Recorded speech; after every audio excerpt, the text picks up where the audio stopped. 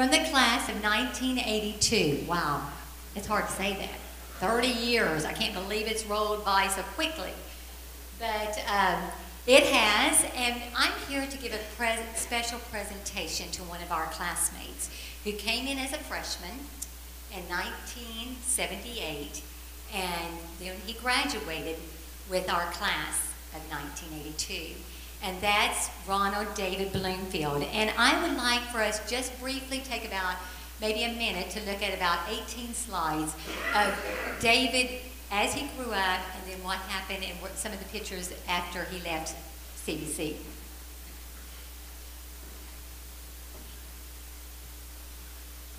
This is how we would remember him coming in. This is David at his last pastorate in Columbia, Illinois. This is David with his two brothers, older Greg, younger Jeff.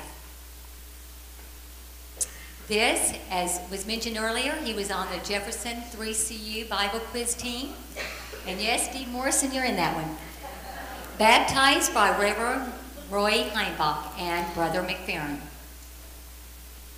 And a proud mom gave me this picture, his first Thompson Chain Reference Bible. This is the Bible quiz team, I believe, that went out with Dan and Maxine Parker to Taylor University. And this is how we remembered him. He graduated as an honor student. He married Anita Lynn Rossiter.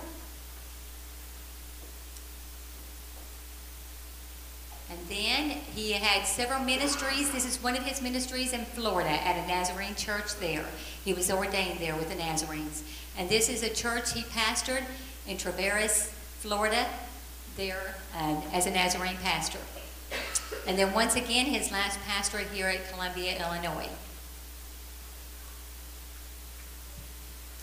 And then this was a special moment for his parents, their 50th anniversary. I believe it was in a cabin in Florida. And then this is a picture of him and his wife with their 4 daughters. And David has wrote 2 books, maybe another one that I didn't have a copy of, but these books are available in our OCU library. And we give a tribute to David.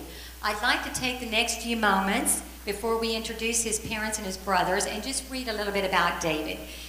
The OCU class of 1982, 30 years ago, would like to give special recognition to a fellow classmate who graduated with us in 1982. David went on to be with his Lord and Savior at the age of 47 on October 21st, 2007. Please let me just take a few minutes to just share how God used David's life. David was born to Janet and Alton Bloomfield on April the 9th, 1960. David grew up right here in Circleville, Ohio, along with Greg and Jeff, his brothers. He and his family attended a local church, our Circleville Jefferson 3CU church, known today as Crossroads Church.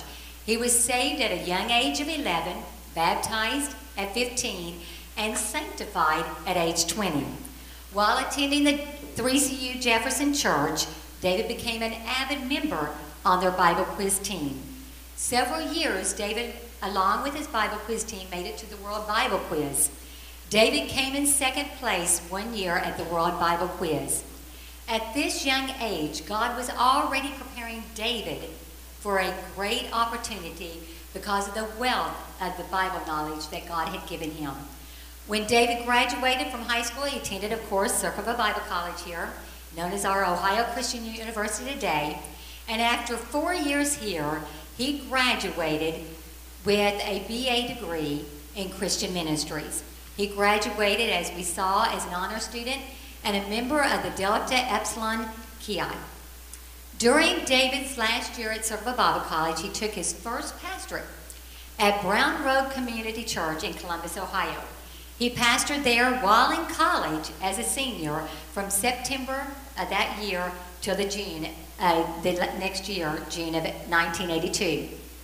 David left Circleville Bible College and received his Master's of Divinity from Asbury Seminary in 1985. While at seminary, David met all requirements and became ordained with the Churches of Christ and Christian Union on August the 12th at the old Mount of Praise campground in 1984. David, in 86, married his wife, Anita. She goes by Lynn Rossler, and Lynn had a little girl named Maria. David and Lynn gave birth later in 88 to their first child together named Laura.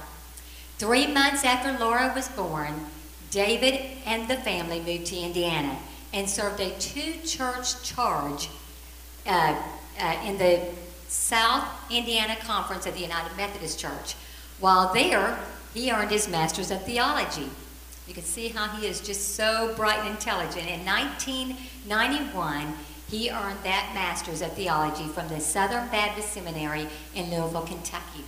While in Indiana, David and Lynn gave birth to 2 daughters, Hannah in 91 and Katie in 93. David also started his gift of writing. Here is where he wrote the first manuscript. In 1994, David and his family moved to Orlando, Florida, and pastored the Orlando, Florida Faith Community 3CU Church. In 1995, David's first book was published, The Sword, Getting Serious About Bible Memorization. David also became part of the faculty at the United Bible College and Florida Theological Seminary. In 98, David started pastoring the Traveries Church of the Nazarene. He officially transferred his ministerial credentials to the Church of the Nazarene in May of 1999. In 2001, David and his family moved to Columbia, Illinois, where he pastored the Columbia, Illinois Church of the Nazarene. In 2003, David's wife's job transferred the family to New Market, Tennessee. David and his family moved there, and that's where David started writing more on his books. September of 2005, David started experiencing excruciating headaches. On September the 17th, 2005, he was given a CAT scan on his brain, and the doctor told him he had a brain tumor. 3 days later, David underwent a brain surgery, and the doctor said the surgery went well, and that the tumor, the size of an orange, was clean with no fingers attached. However, came the worst news.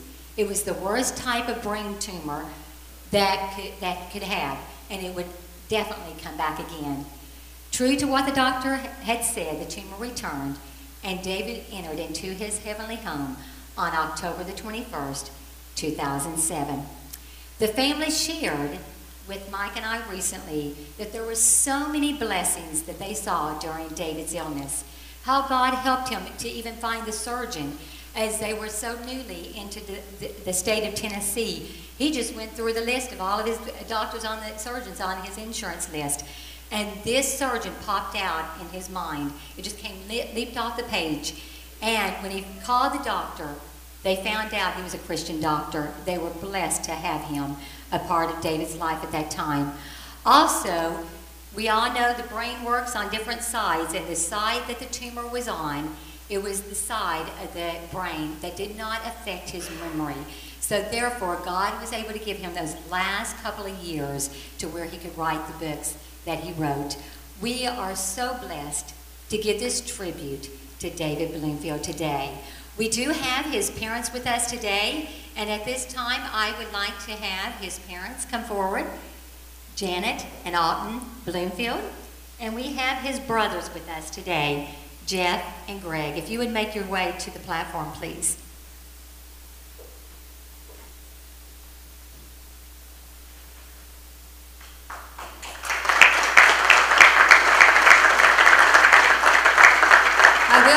On the back of one of his books, I forgot to read that.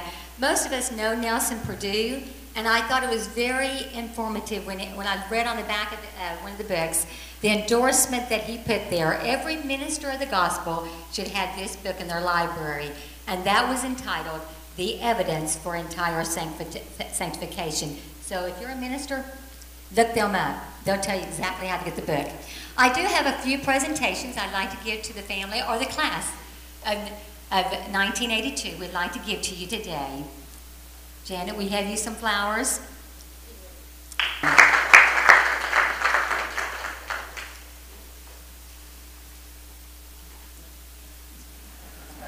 And this is a Bible that has Ohio Christian University on it that we'd like to give to the family. It has been signed by all the classmates that were here today from the class of 1982, and we'd like to present that to you as well.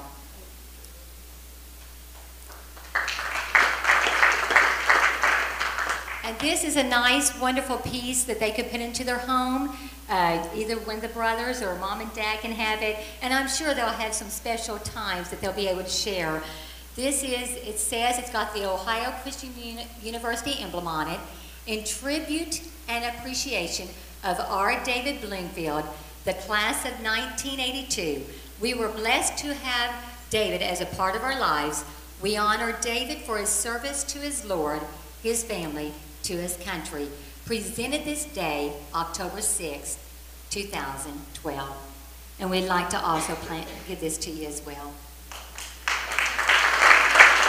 Also, I have down there, Mike, if you could just go get one of those t-shirts. It says Reunion Class of 82. It's got your son's name on the back of it. And we have enough to give it to the brothers as well as all of y'all. On the very back of it is... Oh no, there's bigger ones. We got bigger ones.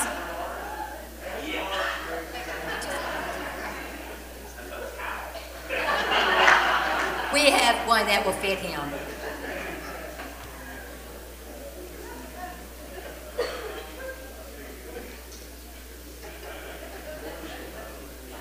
All right, we'd like to see if they would like to just say a comment or two.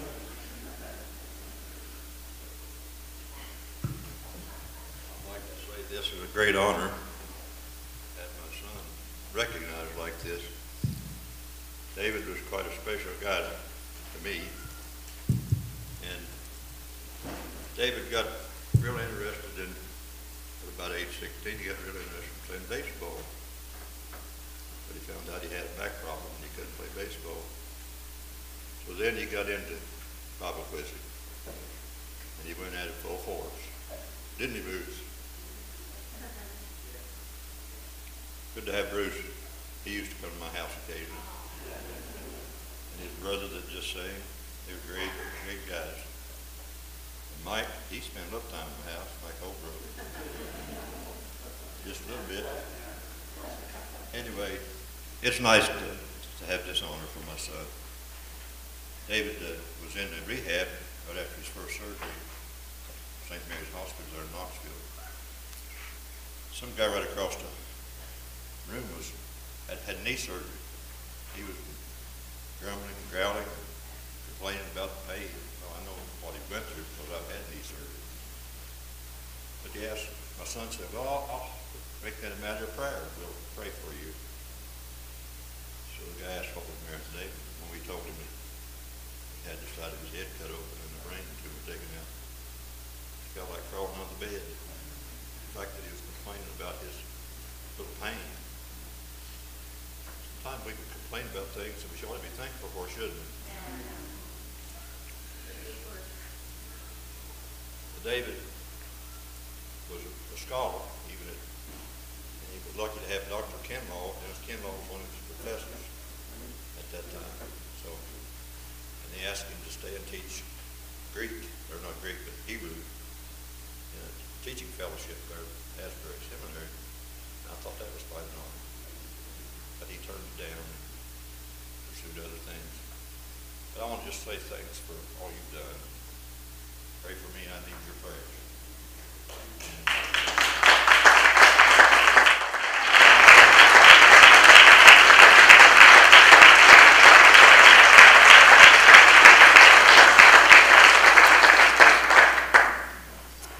Thank you so much. I'm already over there trying to hold back the tears. And then your warm welcome just adds to the emotion. This morning, Winnie and I flew up from Atlanta. Winnie's here with me, the love of my life, and she's more beautiful than ever. Winnie, would you stand?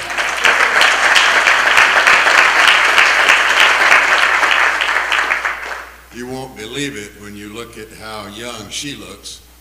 You believe it on my side, but not on her side. But we've been married 52 years plus.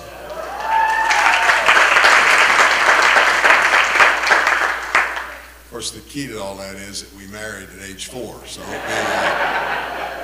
be overly concerned about it. But we're having such a wonderful time.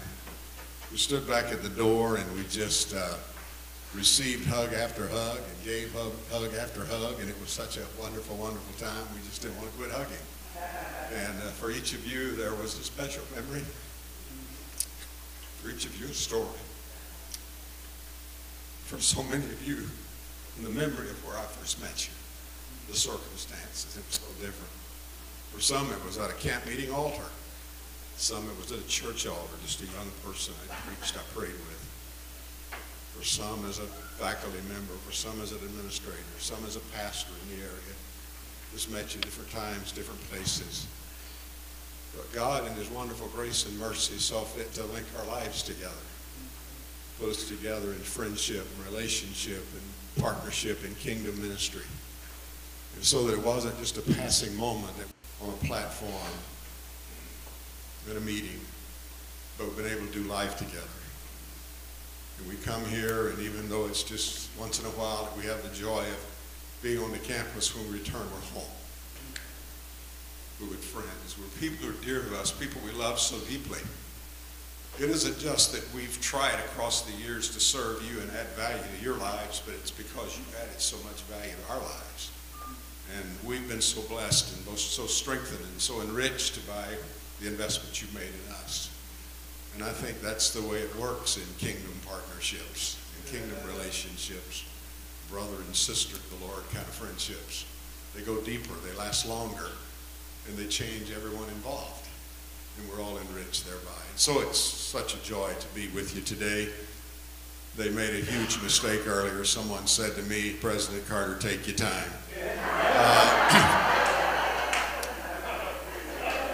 Dr. Case would say, never say that to the old president. But then very quickly, Doc, right after they said, we mean 5 or 10 minutes. So I realized they were lying through their teeth, you know. But anyway, what an honor to be here and so many memories. I want to say this to you, and I want to say this in all honesty. I am truly the president of the Mark Smith Fan Club. I love this man.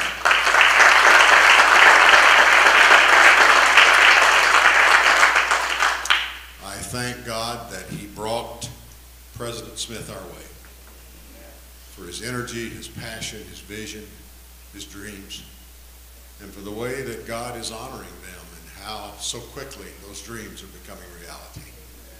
And I believe that all of us have played and will continue to play a vital role in that. I trust that in the years that are ahead for me, and I don't know how many of those will be at my age, but I trust that in every one of those years that are ahead, I can have some part in some way of helping to enhance that dream and walking by his side and adding some value and benefit and blessing to Dr. Smith in this great endeavor that God's given him. I picked up a catalog, I think it's just today, or I guess it was a magazine from OCU, and on the front page it said, enrollment tops 3,400.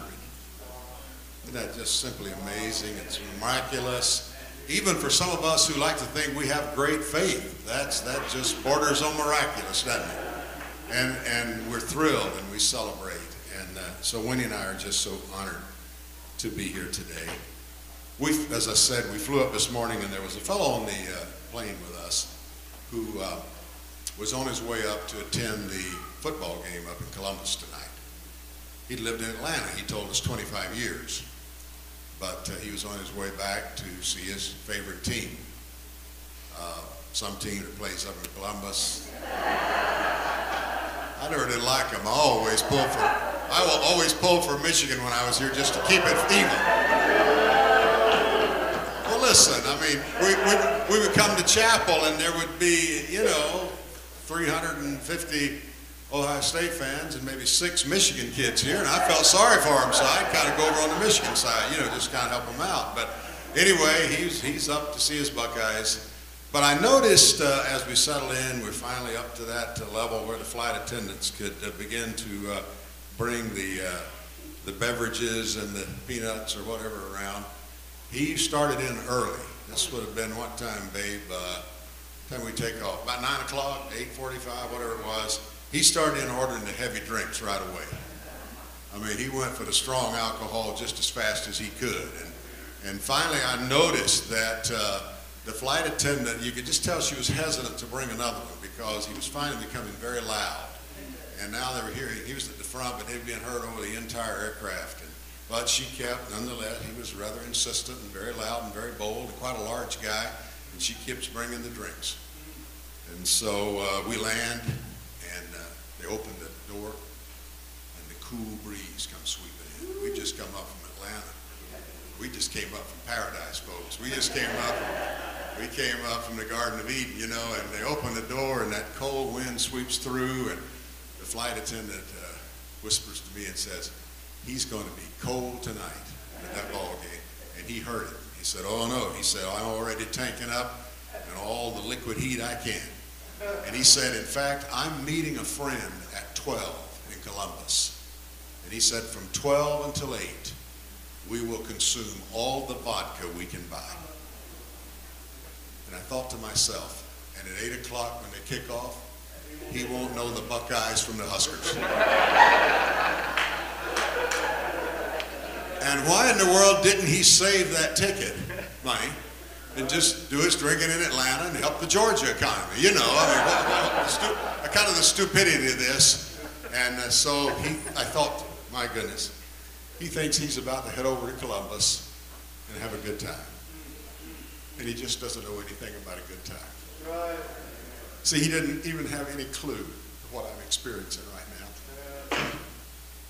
You talk about high. You talk about intoxicated. I'm just so full of the joy of the Lord, just so head over heels in love with Jesus, and just so delighted to be here with you. It's the world just doesn't know anything about it. Aren't you glad for the day we met Jesus? And we found in him all we needed. And he satisfied our hearts. And all we long for is just more of him that we've been hearing about. Now, I'll be very honest with you. If I had a choice between listening to me speak and hear Maranatha sing, I'd opt for Maranatha every time. Wouldn't you? Come on. If you're honest, you'll clap. I mean, we used to go off to church services together, did we not, kids?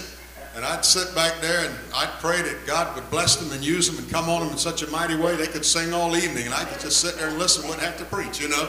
And by the way, it did happen many, many times as God used that group of young people in a very wonderful, wonderful way. And I'm looking forward so much to hearing them, just as I look forward to hearing the others that have shared. Just on a personal note, some of you will remember the Ornery Carter kids when they were here. Jason was just 2 when we came. We call him J-Bo. He teaches school over in Indiana now. He has lots of memories from here. And some of you prayed for him. And your prayers helped to finally pray him into the kingdom. And we're so grateful. Angie's the principal of a large public elementary school down in the Atlanta area. Don't say it because she's my daughter, but I think she's one of the outstanding leaders that I've ever seen in action. And God has given her such huge favor and influence in the school system that right up to the superintendent of one of the largest school districts in America, she has major influence in shaping the direction and tone of that school district. And then Eric was the middle one. He was our scholar.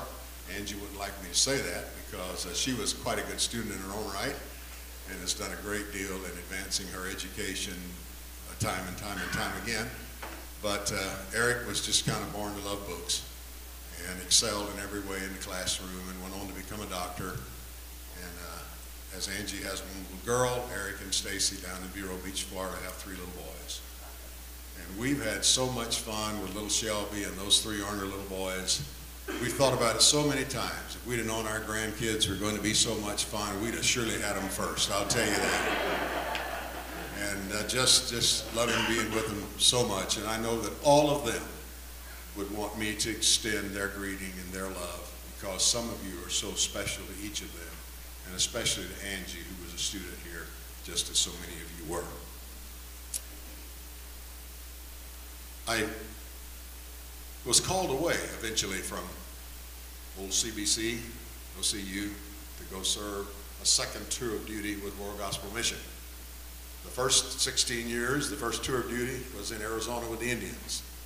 The next tour of duty, I served in the administration over in Marion, Indiana, until one day I received a phone call asking me to be a part of John Maxwell's dream to launch an organization that would provide biblical servant leadership training for pastors, missionaries, and Christian workers worldwide. And I'll never forget when Winnie and I prayed it through and made the decision to walk away from the corner office with the big staff that I had, wonderful team God had brought to my side. Basically anything I needed done, I just need to say, this needs to be done, and there was an expert there to do it. You could look out from the corner office out across the lake and the flags of the world, and the kids were all in the area, and we figured the grandkids were going to be in the area, and it looked like maybe at that point, mid-50s, we could just kind of coast to the finish line. John Maxwell dared me to be a part of his dream and challenged me to come into an organization that had no money, no staff, no building, just an incredible dream that together we could change the world. And I'll never will forget, as we were working through that transition, it was going to be about 6 months ahead before we could all move to Atlanta. John and the team were coming from San Diego, Winnie and I from Atlanta, some from a few other places to put the team together in Atlanta. I remember at that point I was the sole member of the team. Quip was one person. My office was in my back bedroom in Gas City, Indiana. I had a cell phone and a laptop. So I was walking up the driveway one day and I thought, what an organization. This is truly an amazing organization, this Equip thing. It's one old man, cell phone, a laptop, and a dream to change the world. And anybody hears about it, they'll think we're stupid. But you know, 16, 17 years have rolled by now. God's been good. He's allowed me the privilege of teaching, preaching, ministering in 107 countries as of this past summer when I made it to Armenia, country number 107. Equip is now in 176 countries on an ongoing basis, and as of a week or two ago, we touched the 5 millionth leader worldwide. Now 5 million leaders are on the planet. And I said all that to say this.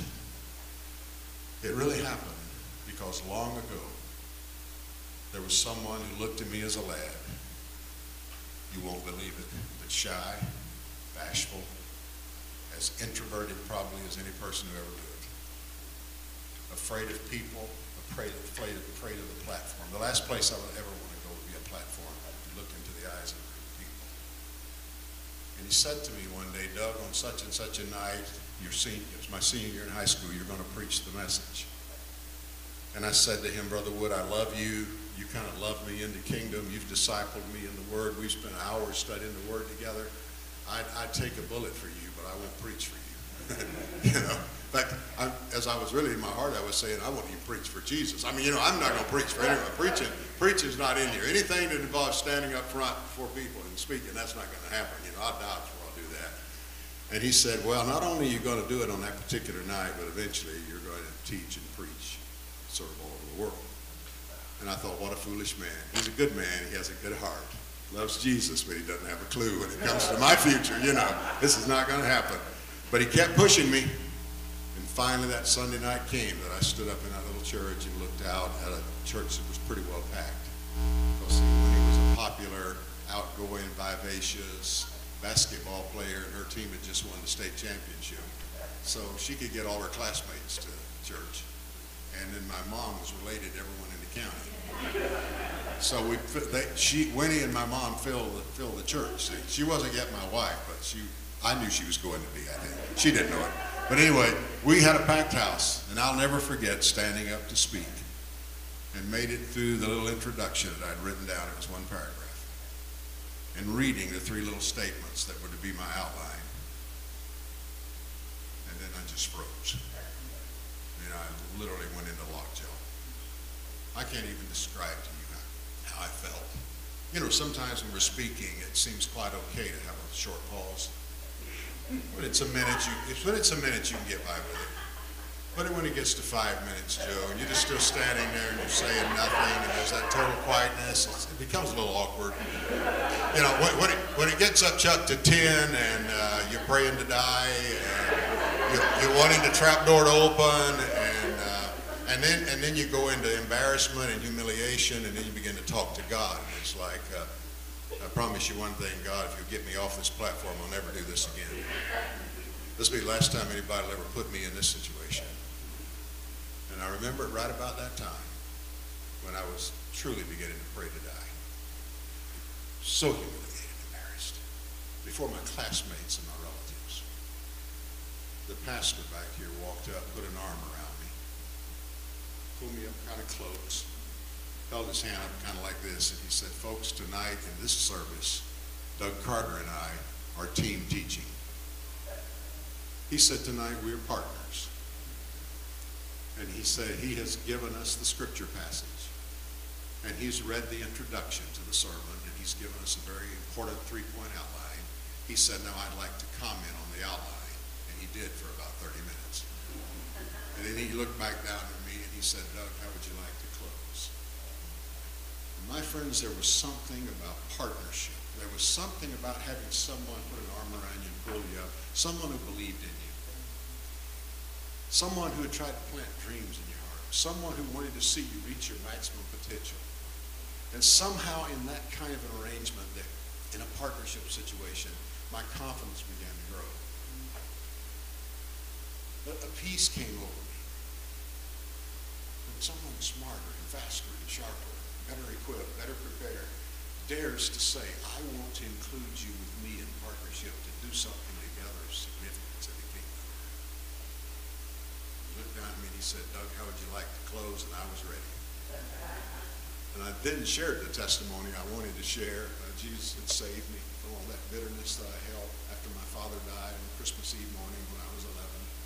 And all how the way I hated God and ran from God, and all the change he brought, and how he took away the bitterness and filled my heart with his holy love, and all that had happened. And I began to share it in that little church, and I extended the invitation. And by actual count that night, 49 relatives and classmates, 49 of them came forward and gave their hearts to Jesus. And I went out that night of that church saying, I want to do this the rest of my life. And here's what I want to say to you today. As I've crisscrossed the world, there have been countless occasions when I was in circumstances in over my head,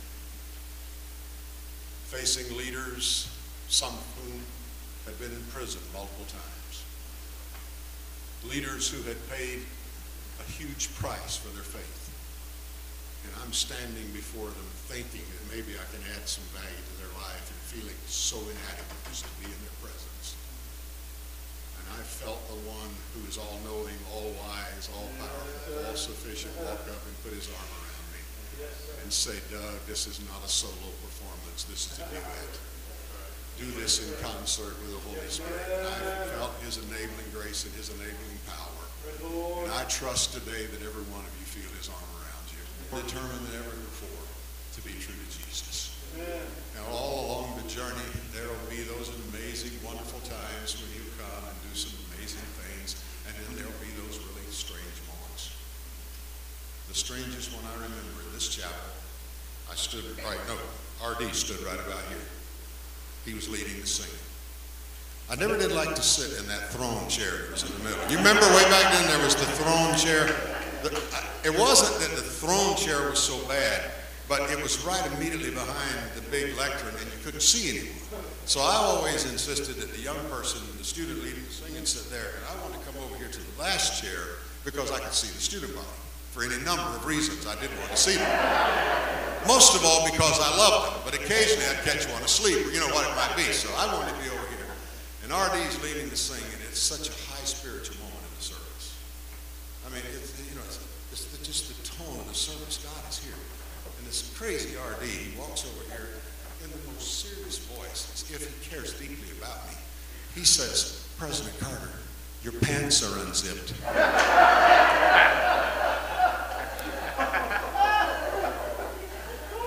You're standing right here, the chapel's full here. I mean, there's nothing in front of you. What's your response going to be? Well, you know what you want to be, you know what you want to do, but that's going to call attention to the whole problem, you know. So finally, I don't know, I said, R.D., I'm going to kill you, probably in my breath. I don't know what it was, but eventually we get into prayer so I can see, and I find out he's lying. But anyway, here's the point I want to make.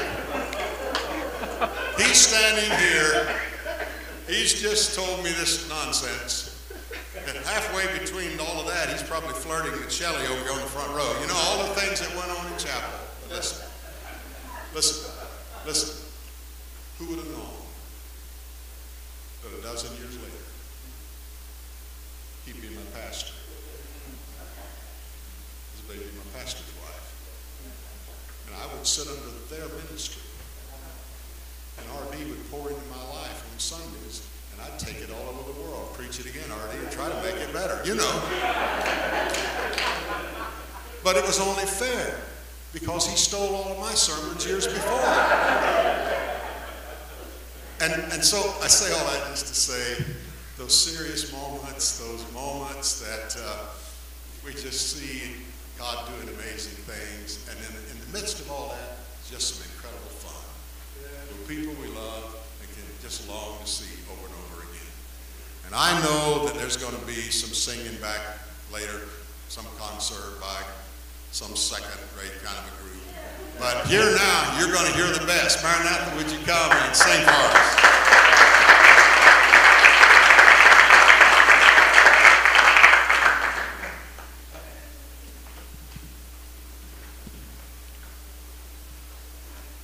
So when he asked us on Facebook, he actually Facebooked all of us, and he said, no, I want y'all to sing a lot of songs. So he actually had like this laundry list of songs, and we know we have just a few moments to sing. So Susan, humoring him as always, she says, what do you want us to sing? He told us every song he wanted to sing. So what we decided to do, we're going to try to do a little medley and hit and miss a little bit. And she wrote back and said, but you don't tell us what to sing because we have a... I didn't say it like that. I didn't say it.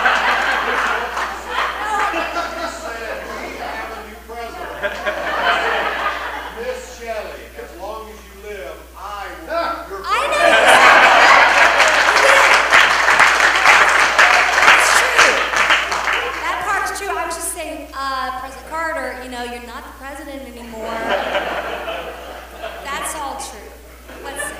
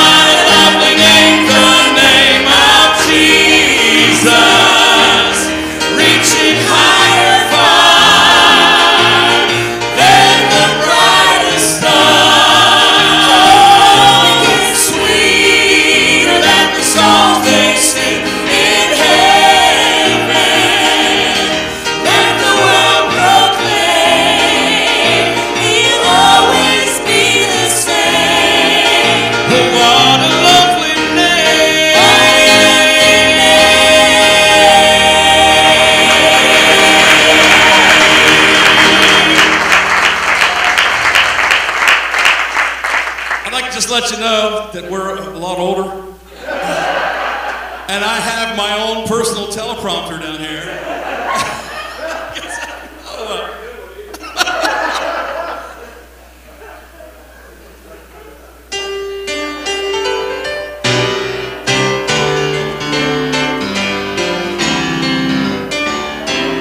Moses led God's children 40 years. He led them through the storm and through the night. Though they said, let's turn back, Moses said, keep going. Canaan land is just inside. Oh,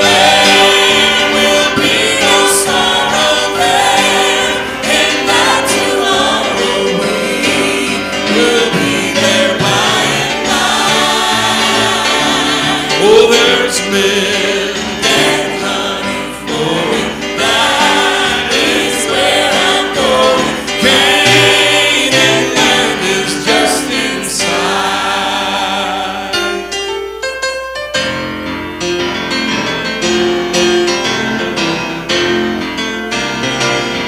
When he reaches out his hand, Philip ceases his command.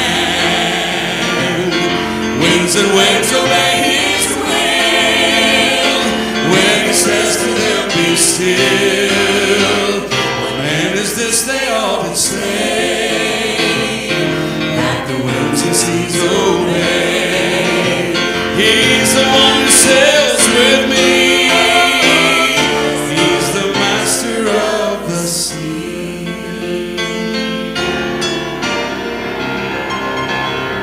He'll hold my hand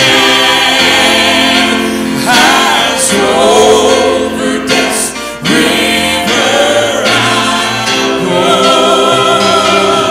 Hold him safe, I'll be in beautiful heaven. How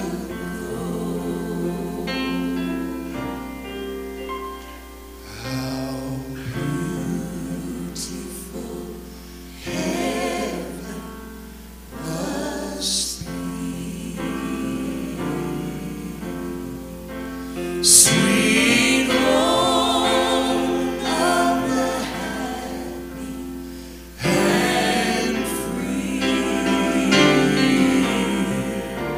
Fair haven of rest for the weary. How beautiful heaven must be. Beulah land,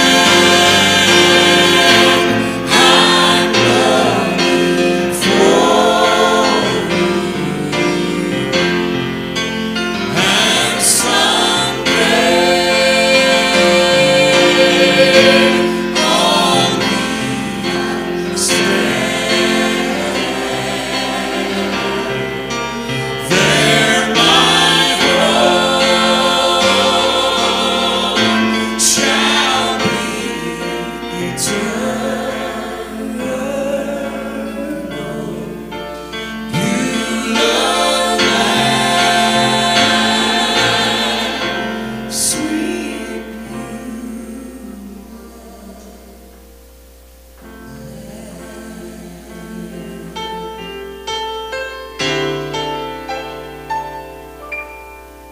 when you finally make your entrance to that city of jasper walls and bright golden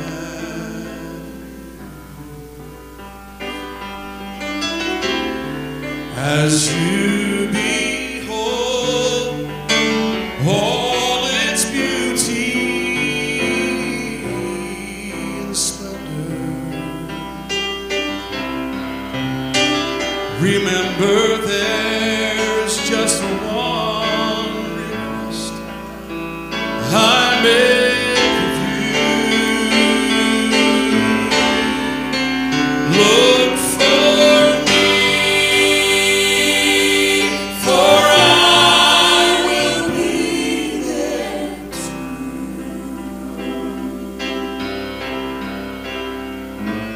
I realize when you arrive, there'll be so much to view after you've been there 10,000 years, a million, maybe two. Look for me, for I will be there too.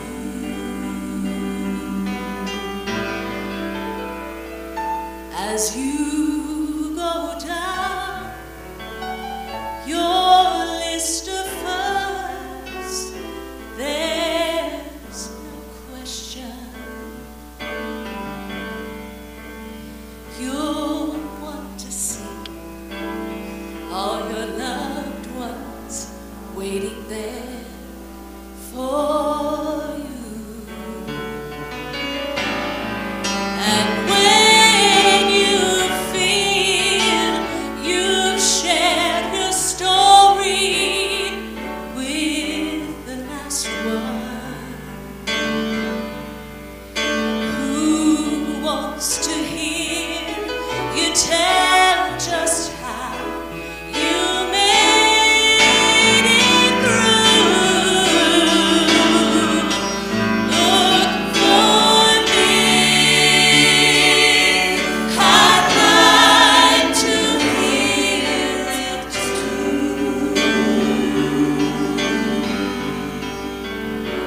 I